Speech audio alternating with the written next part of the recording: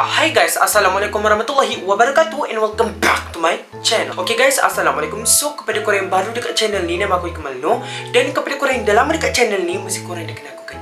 Okay guys, first of all aku nak ucapkan terima kasih kepada korang yang dah klik video ni dan kepada korang yang dah subscribe, like, comment and share dekat YouTube channel aku. Dan jangan juga lupa untuk tekan loceng tong. Sebab kalau korang terlupa nak tekan loceng tu, kalau aku ada upload video baru nanti korang akan terlepas. Dan jangan juga lupa untuk follow aku dekat all of my social media platform, dekat Instagram, dekat TikTok, dekat YouTube. Jangan lupa untuk subscribe. Okay guys, macam korang dah baca dekat thumbnail, macam korang dah baca dekat title juga, hari ni kita kembali lagi dalam segmen Noror nak dijadikan ceritanya macam tu.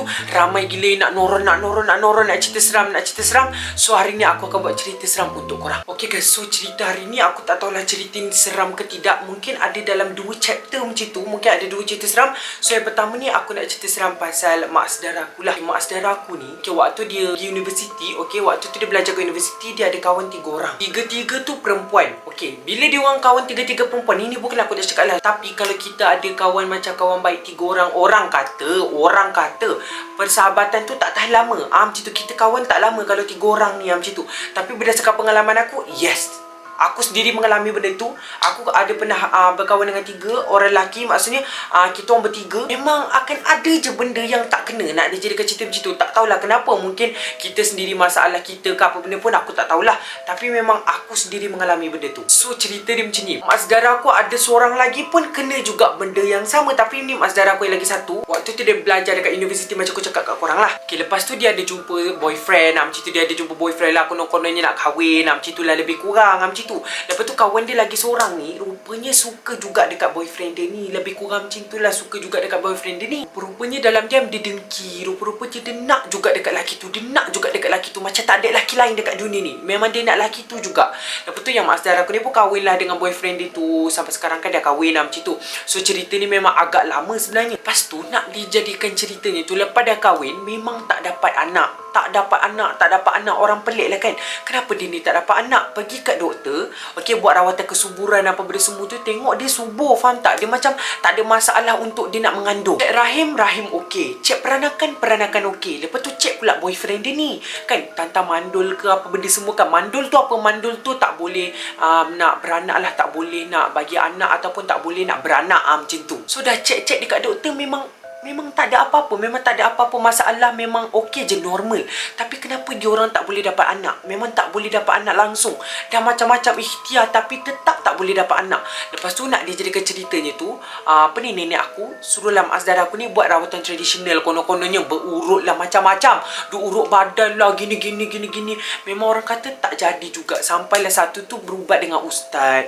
Rupa-rupanya kena buatan orang. Nak tahu apa yang dia kena? Orang tu hantar benda. Okey, benda tu bukan biasa-biasa. Benda tu untuk makan anak yang ada dalam rahim mak saudara aku. Jadinya berapa kali pun dia mengandung, tetap dia tak akan dapat anak. Tetap anak tu akan gugur. Ada sekali tu dia mengandung, tapi anak dalam kandungan dia tu hilang. Tak tahu kat mana macam tu. Tak gugur, tapi hilang. Cek CT scan dekat doktor, hilang. Nak dijadikan cerita macam tu, memang tak ada. Memang orang kata benda tu misteri lah juga kan. Lepas tu berubat. Rupanya kawan dia tu selalu datang rumah mak saudara aku. Konon-kononnya bawa makanan macam tu kan. Konon-konon bawa makanan. Hari ni nasi putih ayam kari. Rupa-rupanya diisilah benda tu dalam tu.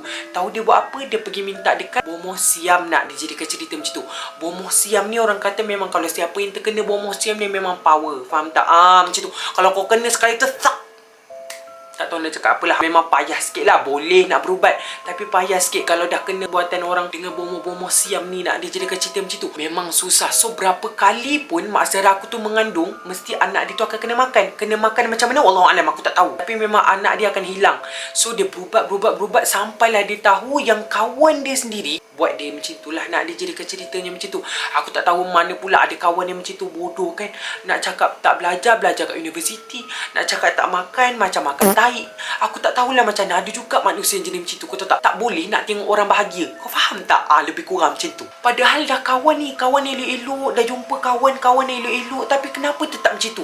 Dalam banyak-banyak jantan Sundel, kenapa lah kau pilih kawan kau punya? Ya Allah, aku tak tahu kenapa.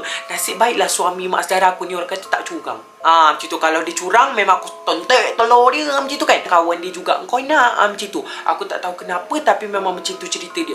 Tak habis dekat situ. Lepas je dia tahu yang kawan dia tu buat, memang dia bergaduh lah. Takkanlah engkau bomohkan aku kan, baiknya engkau bodoh. Takkanlah cakap macam tu kan. Memang dia bergaduh teruk. Lepas dia bergaduh tu, kawan dia tu buat lagi teruk daripada tu. Pergi dekat bomoh siam lagi. Lepas tu bomoh tu bagi dia, orang kata, tanah kubur. Macam tu, tanah kubur tu dia tabur dekat depan pagar rumah. Bila duduk dekat rumah teres, duduk dekat rumah biasa, tabur tanah kubur, memang tak nampak lah tanah kubur tu dekat rumah kan. Dia dah bercampur dengan pasir-pasir dekat depan rumah. Jadi ni kita takkan nampak. Bila ada tanah kubur tu, rumah tu jadi sunyi sepi macam tu, macam tak ada orang. Lepas tu bila suami dia balik rumah, suami kepada mak saudara aku ni balik rumah, bergaduh je kerjanya. Masuk rumah bergaduh, berak bergaduh, kencing bergaduh, makan bergaduh, semua benda lah boleh jadi benda bergaduh, faham tak? Dalam rumah tu memang orang kata macam sunyi sepi bila ada tanah kubur ni. Lepas tu nak dijadikan cerita, tak habis pula dengan tanah kubur. Dia buat lagi macam dia hantar pula benda lain. Bukan tanah kubur, dia hantar benda lain. Dia hantar jin, tapi bukan jin betina, dia hantar jin jantan. Pergi pula dekat kawan dia tu. Maksudnya pergi dekat mak saudara aku. Kacau mak saudara aku pula. Kacau apa? Dia pernah nak bersetubuh. Okey, dengan mak saudara aku, nak dia cerita macam tu. Kau bayangkan, punyalah dia dengki, dia boleh hantar pula jin jantan tu. Konon-konon nak bersetubuh dengan mak saudara aku. What up? Aku tak tahu ada juga manusia macam tu kan. Dia macam dia punya dengki tu sampai tak boleh simpan dengki tu sampai hari kiamat. Kau faham tak? Memang nak lepaskan je dengki dia tu. Aku tak tahu kenapa. Apa yang membuat kau tak bahagia macam tu kan? Kenapa kau nak macam kau makan tahi ke bu? Kau faham tak macam tu? Banyak-banyak jantan kat dunia ni. Banyak-banyak lelaki. Banyak-banyak balak. Kenapalah balak orang juga kau nak? Kau faham tak? Macam tak logik. Dah lah kawan kau sendiri, kawan baik. Dekat universiti tu berapa tahun sampai degree. Nak dekat 7 tahun. Kau bayangkan nak sampai ke ijazah tu, kawan baik. Lepas tu dah kahwin, rupa-rupanya kau nak juga dekat laki kawan kau. Kau dah kenapa macam tu kan? Lepas tu nak dia jadikan cerita ni tu, pergi berubat. Buang habis semua tu, mandi air limau. Mula-mula mak saudara aku mandi air limau. Okey, kita orang sendiri nampak waktu tu memang dia balik kampung. Kita pun balik kampung nak tengok sebab dia sakit. Mula-mula waktu mandi air limau, dia punya badan ni lebam-lebam habis. Macam kena tumbuk. Kau faham tak? Macam kena macam kena tumbuk tu, bobok macam tu. Memang lebam yang nak berdarah badan dia tu. Memang nampaklah kesan jin tu buat macam-macam dekat badan dia, faham tak? Aku tak tahulah jin tu buat apa, wrestling dia ke, tumbuk-tumbuk tampar ke. Aku tak tahulah jin tu buat apa, kenapa lah ganas sangat sampai macam tu. Nampak first mandi air limau. Lepas je ustaz tu kata bila mula kita mandi air limau untuk buang bisa. Macam tu, buang bisa daripada badan ni. Yang kedua baru elok sikit. Yang ketiga barulah elok sepenuhnya. Nak dijadikan cerita macam tu, bergantung juga apa yang ada dekat badan kau. Macam tu lah lebih kurang kalau kita nak mandi air limau. Tapi first mandi air limau memang nampak bisa dekat badan tu. Macam kena tumbuk, macam kena sepak, macam kena tendang, macam kena tampar. Semua benda ada dekat muka, dekat badan dia tu. Macam-macam. Berubat lagi dengan ustaz. Berubat barulah nampak ada tanah kubur dekat luar tu. Bila dah ambil tanah kubur tu, memang nampaklah tanah kubur tu dia macam warna-warna kelabu-kelabu. Macam tu lah lebih kurang. Tu first time aku nampak tanah kubur depan mata aku. Orang buat untuk sihir, kau bayangkan. Jin jantan tu pun dah dihalau daripada rumah tu. Macam mana dihalau? Ustaz tu sendiri datang rumah. Lepas tu buat pagar dekat rumah. Bukan buat pagar yang pagar-pagar besi tu, bodoh. Bukan. Macam tu. Dia ada cara untuk memagar rumah daripada jin-jin masuk lah. Lepas tu memang kena baca Yasin. Kena baca Al-Quran, ayat-ayat Al-Quran dekat dalam rumah. Supaya rumah tu orang kata sentiasa tak sunyi lah, nak dijadikan ceritanya macam tu. So, bila dah buat macam tu, dah apa benda semua, yang kawan kepada mak saudara aku tu, dia kata dah accident, lepas tu lumpuh. Sampai sekarang aku tak tahu lah betul ke tak, tapi tu yang mak saudara aku cerita kat kita orang. Dia accident, lepas tu lumpuh, lepas tu sampai sekarang tak jumpa, tak tahu duduk kat mana, tak tahu kahwin dengan siapa. Tapi aku rasa macam itu memang Tuhan nak bagi betul-betul cash. Kalau akulah, aku sapak muka perempuan tu sampai terkeluar dia punya halkum. Perempuan mana ada halkum? Macam tu memang aku buat. Geram, aku tak geram. Kalau akulah jadi mak saudara aku, memang aku pijak-pijak dia sampai keluar tahi. Aku tak tipu. Okay guys, so memang habis dekat situ. Dan sekarang mak saudara aku pun dah ada anak. Macam tu dah ada 3 orang anak. Alhamdulillah dah ada 3 orang anak. Hidup aman bahagialah. Aku tak tahulah kalau ada masalah lain, takkanlah semua masalah dia nak cerita kan. Tapi tu memang masalah yang paling orang kata Aku tak tahu nak cakap macam ni, memang teruk lah. Memang teruk nak dijadikan cerita macam tu. So kita pergi kepada chapter kedua kita nak dijadikan ceritanya. So chapter kedua kita ni kawan kepada ayahku.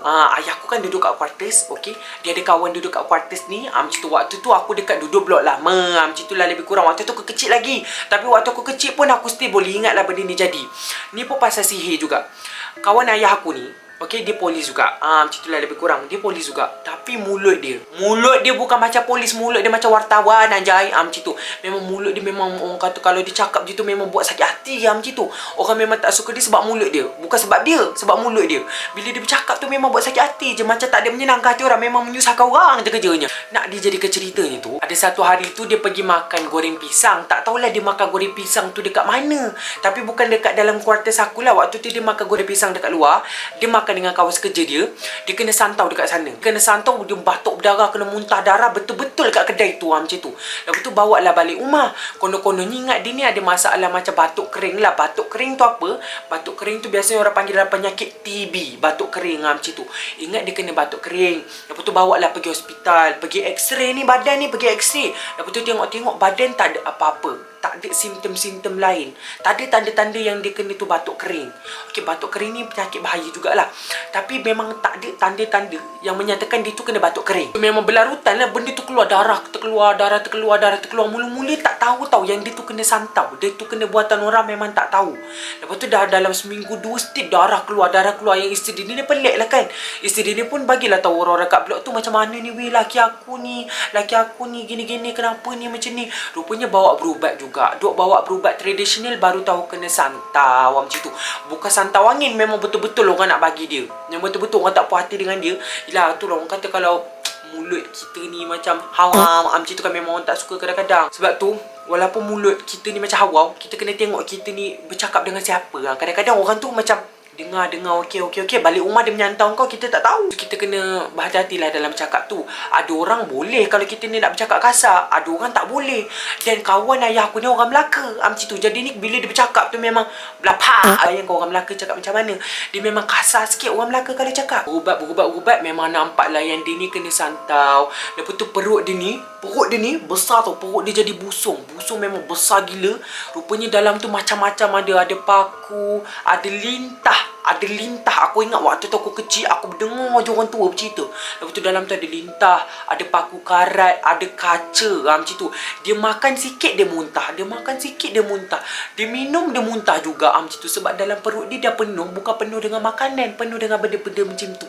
Lepas tu nak dijadikan ceritanya tu, ada satu hari tu berubat, memang betul-betul dia muntah habis. Perut dia kempis, dia kurus kering macam tu. Cukup 3 hari dia meninggal. Nak dijadikan ceritanya macam tu. Memang nampak lah kaca. Aku tak tahu lah kaca mana lah orang tu rembat kan ada dalam perut orang. Kau bayangkan dalam perut kau ada kaca banyak banyak. Aku dengar lah dulu orang cerita kan. Lepas tu memang banyak waktu dia muntah tu dengan paku karat, dengan kacanya lagi, dengan lintah. Aku tak tahu lah macam mana lintah tu boleh masuk dalam perut. Tapi memang ada lintah dalam perut dia. Tu yang buat dia kenyang. Tapi tak kenyang mana lah. Kau bayangkan dalam perut kau ada kaca kan sakit kan. Kau nak tidur sakit, tak boleh tidur macam tu. Nak makan tak boleh makan, nak minum tak boleh minum. Betapa seseksanya dia tu dalam waktu 2 bulan. Lepas tu bila dia betul-betul berubat, keluarkan semua yang ada dalam badan dia tu sampai kurus kering. Macam dah tak ada apa dah. Organ dalaman badan dia semua dah rosak. Buah pinggang, jantung, usus semua dah rosak. Sampailah cukup 3 hari macam aku cakap tadi dia meninggal. Nak dijadikan cerita macam tu. Bila dia meninggal memang orang kata dikebumikan macam tu, memang kurus kering lah. Kesian lah arwah tu, memang kesian sangat-sangat. Aku tak tahu macam mana. Tapi orang kata sebab mulut lah kan. Sebab mulut dia bercakap dengan orang, mungkin dia macam orang tu tak puas hati dengan dia lah. Aku rasa macam apa benda lah kau cakap macam ni kan. Dia pun cakap lah daripada depan kan. Kau nak tumbuk-tumbuk lah dia daripada depan. Janganlah buat benda macam tu kan. Teruk juga lah kena nak dijadikan cerita macam tu. Memang orang kata waktu dikebumikan tu memang memang kurus sangat, kurus kering sangat. Sebab arwah tu sebenarnya bukan kurus kering. Arwah tu berisi lah. Tak gemuk, cuma berisi. Kau bayangkan bila dia meninggal kurus kering macam tu. Lepas tu memang sedih lah kan keluarga dia. Waktu tu adik-beradik dia ramai jugalah tak silap aku. Aku ni ingat lupa. Tapi memang inilah alur cerita dia tu. Aku tanya balik mak aku, memang macam tu lah alur cerita dia. Waktu tu aku kecil, aku ni waktu tu makan twisties, makan lollipop lagi. Tapi memang aku suka tau tengok-tengok benda-benda macam ni. Bukan suka apa, memang aku nak tengok lah apa benda yang jadi kan. Sebab kita ni hidup makin lama makin besar, bukanlah memang makin kecil kan, macam tu. So macam tu lah cerita dia. Memang cerita hari ni memang pasal sihir je lah nak dijadikan cerita macam tu.